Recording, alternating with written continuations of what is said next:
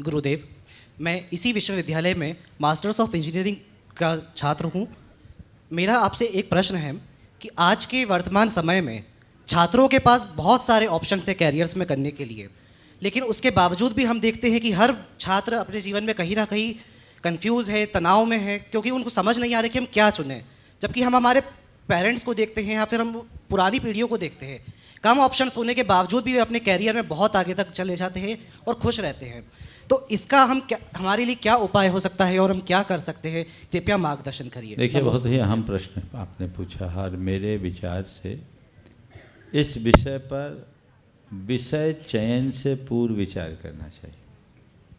4 बातें, चूँकि आप लोगों ने तो विषय चुनाव कर लिया, आपने एक लाइन पकड़ ली, तो शायद ये आपके लिए पूरी तरह एप्लीकेबल ना भी हो, लेकिन और लोगों को आपके माध्यम से मैं संदेश देना चाहता हूँ।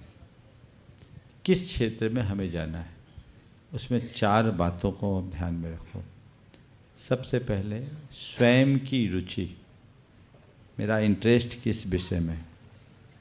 दूसरी बात, पारिवारिक पृष्ठभूमि क्या कह रही है, हमारा फैमिली बैकग्राउंड क्या है, हम बिजनेस बैकग्राउंड से हैं, हम सर्विस क्लास में हैं, या हमारे परिवार की फाइनेंशियल पोजीशन क्या है, या परिवार की अन्य तरह की स्थिति क्या है, पारिवारिक पृष्ठभूमि।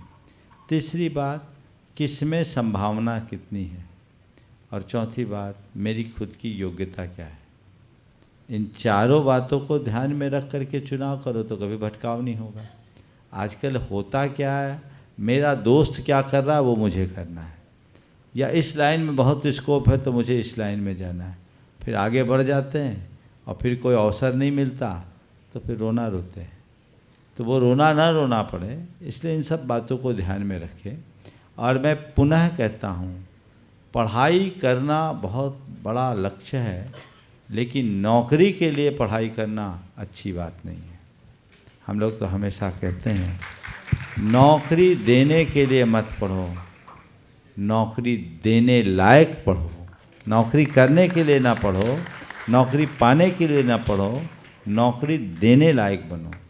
आज हमारे देश में सब जॉब जॉब जॉब जॉब, हम क्यों नहीं एक इनोवेटर बने? योग्यता हमारे अंदर है, उसकी तरफ हम क्यों नहीं जाते?